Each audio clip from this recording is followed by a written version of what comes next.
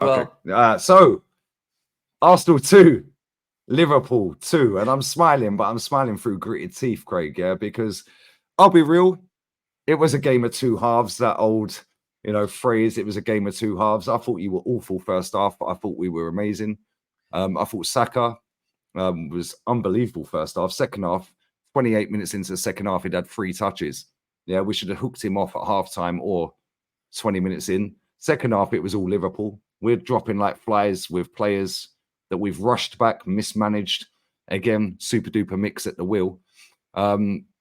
But overall, I'd say probably a fair result. Make sure you sub to Craig's channel, Anfield Agenda. If you don't know why, closing in on 300k. And very quickly, before I let Craig go with his analysis of the game, we are starting a podcast together, which will land probably after international break in November, called the Red Mist Podcast. It's going to be twice a week, myself and Craig. And yeah, blessed to do that. And we will have a guest on one of them shows every week as well. And we'll rotate guests and stuff like that. But Craig, I'm stressed. I don't know about you, but what did you make of that, mate? Well, man, let's start on the podcast stuff real quick. Delighted to be doing it with you, Lee. Couldn't think of anybody I'd rather go into this with. We both have a reputation for saying what we see, saying what we feel, and not sugarcoating it. So it's going to be fun. Yeah, as Lee said, the Red Mist podcast will be coming your way in November. On the game, however you guys feel as Arsenal fans, you can probably reverse that for us as Liverpool fans. First half, you were by far the better team, mate, and Saka turned Robbo inside out. Really well taken goal from the young man as well for the first Arsenal goal. The second one, though, I was screaming at the TV because you've got Luis Diaz up against Thomas Partey, a midfielder up against a winger. You would think that he would roast him, but no, he just kept fouling him 3 times in the first half. And your second goal came from that. And look, good, well taken goal. No problem with the offside decision. The foot was playing him on. No issues with any of that.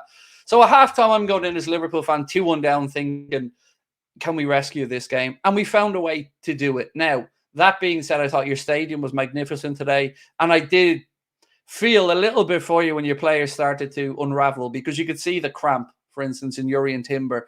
You could see Gabriel wasn't going to make it through. And Arteta was trying his best to G the boys up, and the crowd were getting behind them. I'll take that point, is I think the fairest way I can be about it, mate. Going away to the Emirates, a difficult place to go these days against a good Arsenal team that I have a lot of respect for, and going behind, I can't but be happy, I think, with a point. Yeah, see, I hear that from your side. Yeah, I need to calm myself. You give me a calming presence, by the way. Yeah, because I just unleash otherwise. Yeah, you calm me down. It's like yin and yang. Yeah, but when you got that equalizer, yeah, Thomas Partey was getting cooked a little bit by Diaz. Yeah, and I was like, I didn't want to see Thomas Partey at right back anyway. Yeah, I felt like that was a stupid move. We should have put Timber at right back. Yeah, and done something slightly different. Maybe put Rice at centre back, like I said in the preview. Done something slightly different. But the way the first half went, I was like, okay, cool. But your equalising goal was an absolute shambles defensively. Why is Thomas Partey marking Van Dijk? Yeah. Why is 29 not even looking at the corner taker? Yeah, he's looking that way up the pitch and then doesn't see, I think it was Diaz headed it on. Yeah. How are you getting out jumped by Luis Diaz when you're 6'4", first and foremost? And then why is Thomas Partey ball watching? That wound me up. We get the second goal. Yeah, I don't know why it took 4 or 5 minutes to decide it was a goal. The angle on that, by the way, on the VAR was crazy. The guy had earmuffs like mine as well. I've got to be honest, Lee, at first, mate, I felt like a real fool, right? At first, I didn't see the foot. I didn't see Virgil's foot, and I'm thinking, handy one this. This would be offside, no bother. And someone said, Craig, the foot. I looked down, and it was just like washed over my face. I was like, yeah, he's onside. And we know that playing you, though, mate. We know you're going to be a danger from set pieces. Yeah, true. Yeah, very true. But we've been sus from set pieces, our end. Yeah, Bournemouth the other day, great set piece. That was one of the best set pieces I've seen for a while from a corner. Today, very, very sus at times. And then when you said about the players dropping, you felt a bit bad for us. But this comes back to what I said in the summer. It's a recruitment issue. We went backwards in the summer. He's rushed back Timber. He rushed back Saka. He's rushed back Marino. When he went down holding his shoulder, I was like, oh, no, not again. He's fractured his shoulder once already this season. Yeah, I thought he was awful today, Marino. I thought Declan Rice was a bit iffy. Players that stood out for me for your team and players that didn't. I said in the preview, I thought McAllister would come in, and he did come in. I thought he stunk today. I thought he was awful. Yeah, and rightly so, he got hooked. Yeah, but I thought Darwin put himself around today, and that's a player I don't particularly rate. He put himself around. Salah, I can see he's lost a yard of pace. When he had that chance to break away, if that was Salah 2-3 years ago, he's blitzing everyone and pinging that top corner. Yeah, when he spun Timber on the halfway line. Yeah, but it's like, I thought great. Gravenberch did well today for you. Yeah, and Robbo, I said this last season, I'll say it again. It's time to go for him, mate. Yeah, how you're not starting That was a Simicast is crazy. big topic in our chat, mate. That was a big topic, was around Andy Robertson, because look, Saka's a fine player, but he really showed Robertson's age up today a little bit. And I take no pleasure in saying that, because we all love, from our side, love Andy Robertson, but Father Time looks like it is catching up. And you're right, it's a conversation piece we're starting to have in the middle of the park. Again, I can't really argue against McAllister. Wasn't one of his better days today. I thought Jones did okay, in fairness to him. But it really looked to us like we were missing the presence of Szoboszlai's press, and because he's really important to us in the centre of the park in that regard. It was, I just hope from this game as a Liverpool fan that some of the pundits and maybe some of the opposition fans realise that, we are there or thereabouts this season. We might not be favourites to win the league, but I think our starting 11 is as good as anybody's when we put it out there. And that today to me was a telling game, because under Jurgen, that game would have gone two ways. We either win it 3-2 or we lose it 3-2. And you can see the balance of Arne Slot in there today, particularly defensively. I thought, and our man of the match vote, by the way, Ibrahim Konate won it by a landslide. Everybody was really impressive with him. I don't know from your side who you thought was good on our side, and of course for you boys. Saka actually got man of the match, I think, which baffled me. I can't lie. Yeah, he was. His goal was well taken, though. He did. The way he twisted Robbo up and his slip, he was outstanding first half. But second half, like I said, 28 minutes in, he had 3 touches. And it's like, why is he still on the pitch? Get him off. But because our bench is so weak, we couldn't. Yeah, we couldn't get him off. And it's like, for your side, I would have gone Konate for you. For me, man of the match, I probably would have said Gabriel up until the point he got injured and he never finished the match. And I'll probably still stick with Gabriel. Yeah, because he's been our best defender over the whole back line since the Qatar World Cup. Yeah, he's been unreal. Yeah, Ben White, I didn't think was great, but he weren't bad. The ball for Saka for the goal was outstanding.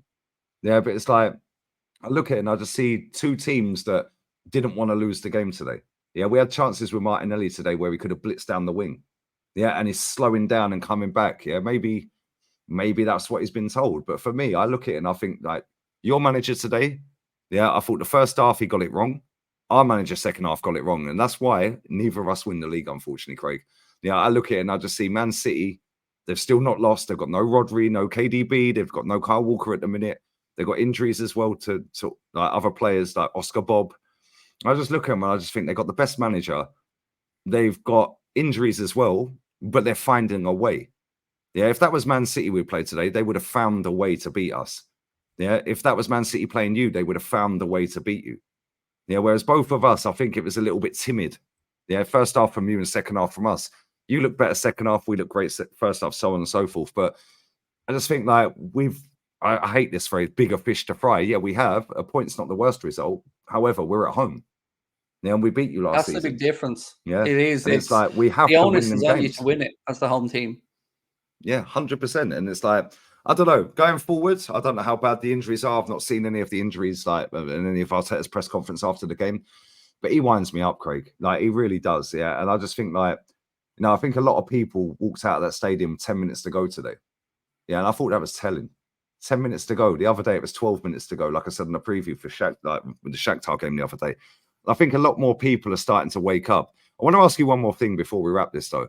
The goal that was disallowed from 29, did you think that was a foul? Because I don't think it was a foul on Trent. I actually think it was a foul from Kivior, I think, on Gravenberch, where he jumped over him. I don't know what they brought it back for and stopped it for, but did you think that was a foul in general? Correctly, it was a foul on Curtis Jones on the edge of the box. That he blew the whistle before it even got to the point where Havertz was tussling with, I can't remember which one of our defenders it was. So I guess once he'd blown the whistle, Lee, yeah, it has to be stopped. Would I have understood if it kept playing on? Yeah, probably, because I didn't necessarily. I thought actually the push from Havertz to the guy nearer the line was more of a foul than the initial one that was given.